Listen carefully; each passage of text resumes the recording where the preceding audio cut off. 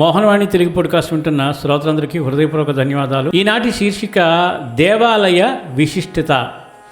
ఒకసారి ఒక వ్యక్తి వారి గ్రామంలో జరిగే ఆధ్యాత్మిక ప్రవచనం వినడానికి వెళ్ళాడు. అక్కడ భగవంతుడు మనలోనే ఉన్నాడని చెప్పారు. అప్పటి నుండి ఆ వ్యక్తి భగవంతుడు మనలోనే ఉంటే దేవాలయాలకు వెళ్ళి అక్కడ పూజలు ధ్యానం చేయడం ఎందుకని అప్పటి నుండి ఆలయాలకు ధ్యాన కేంద్రాలకు వెళ్ళడం మానివేయడమే కాకుండా ఎవరైనా వెళ్తే వారిని కూడా హేళన చేయడం చేసేవాడు. ఒకసారి ఆది శంకరాచార్యులు వారు దేశ సంచారం చేస్తూ ప్రతి గ్రామంలోనూ మరుగున పడి ఉన్న ఆలయాలు పునరుద్ధరిస్తూ అంటే బాగు చేయిస్తూ ఆ గ్రామానికి వచ్చారు. ఆ గ్రామంలో ఒక ఆలయం శిథిలావస్థలో ఉందని తెలుసుకుని దానిని బాగు చేయాలనే ఉద్దేశంతో ఆ గ్రామ పెద్దలను కమిటీ వారిని సమావేశపరిచి ఆలయాన్ని బాగు చేయాలని నిర్ణయించారు. అయితే ఆ గ్రామ పెద్దలు ఆది శంకరాచార్యులతో, అయ్యా, ఈ విషయం మాత్రం గ్రామంలో ఉన్న ఆ వ్యక్తికి తెలియనివ్వకండి. అతనికి ఆ ఆలయాల మీద పూజల మీద నమ్మకం లేదు. మీరు చేసే పనిని కూడా చెయ్యనివ్వడని చెప్పారు. ఆది శంకరాచార్యులు త్వరలోనే ఆలయానికి మరమ్మతులు చేయించి పునఃప్రతిష్ఠ కొరకు అందరినీ ఆహ్వానించి ఆ వ్యక్తిని కూడా ఆహ్వానించడానికి వెళ్ళారు.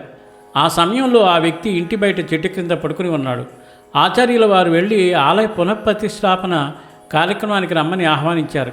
కానీ ఆ వ్యక్తి వచ్చిన వారు ఆది శంకరాచార్యులని తెలియక వేదాంత గోష్ఠి చేస్తుంటే శంకరాచార్యుల వారు నేను అడిగే 2 ప్రశ్నలకు సమాధానం తెలియజేయమని ఈ విధంగా అడిగాడు. 1, ఇంత విశాలమైన ఇల్లు ఉండగా మీరు ఆరు బయట పడుకున్నారేమిటి?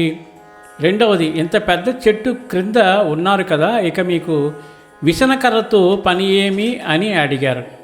అంతటా వ్యక్తి ఇంటిలో కన్నా చెట్టు క్రింద చల్లగా ఉంది, అలాగే ఈ విసనకర్ర అనే సాధనతో ఈ చెట్టు నుండి వీచే గాలిని నా శరీర భాగాలన్నిటికీ ప్రసరింపజేస్తున్నానని సమాధానమిచ్చాడు. అంతటా శంకరాచార్యుల వారు ఇదే విధంగా, అంటే ప్రతి ఒక్కరిలోనూ భగవంతుడు ఉన్నప్పటికీ ఆ భగవంతుని మీద ధ్యాస, శ్రద్ధ, భావన అనేవి నిలపడం కోసం పూజలు, వ్రతాలు, ధ్యానం వంటివి ఏర్పాటు చేసి వాటిని విధిగా చేయించడం కోసం ఆలయాలు, సత్సంగ కేంద్రాలు, ధ్యాన కేంద్రాలు వంటివి ఏర్పాటు చేశారని వివరించగా ఆ వ్యక్తి వీరెవరో మహాత్ములు నా అజ్ఞానాన్ని తెలియజేయడానికి వచ్చారని తెలుసుకొని అతని పట్ల అశ్రద్ధగా ప్రవర్తించినందుకు క్షమాపణ కోరి ఆ ప్రతిష్టాపన కార్యక్రమంలో పాల్గొని అప్పటి నుండి ఆలయాలకు వెళ్ళడం ప్రారంభించాడు. ఇంతటి అద్భుతమైన కథను మనకు అందించిన మన రచయిత శ్రీ యలవర్తి శేఖరరాజు గారికి మోహనవాణి మరియు మోహనవాణి శ్రోతల తరపున హృదయపూర్వక ధన్యవాదాలు తెలియజేసుకుంటూ త్వరలో మరొక